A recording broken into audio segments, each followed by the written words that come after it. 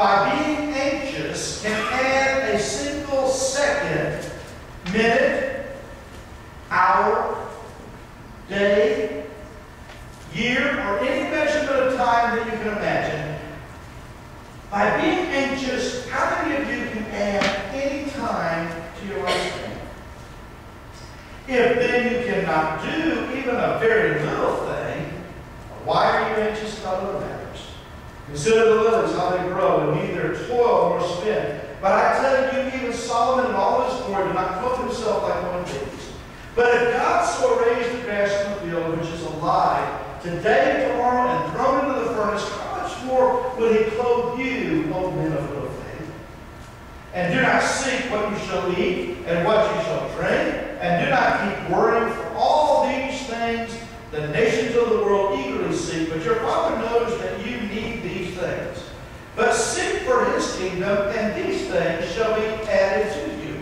Understand what Jesus just did there in his talk to his own disciples. He said your priorities are anxious moments, not each day.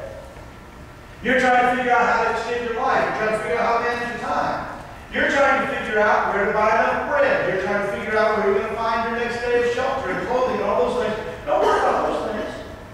God already knows that you have a need for those things. But what you need to do is this.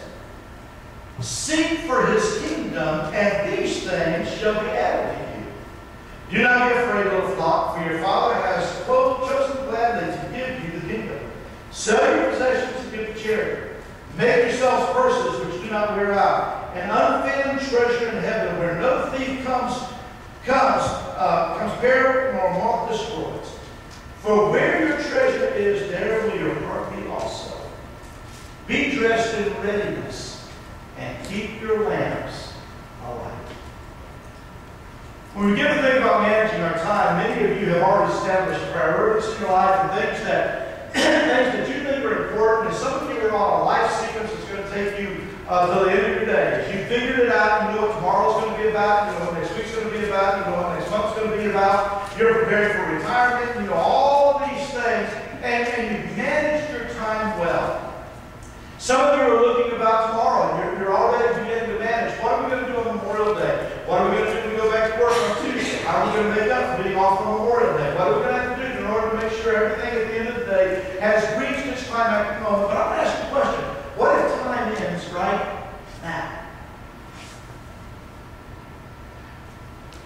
What if in the moment it takes for this alarm clock to start ringing, you breathe your last, and time has come to an end?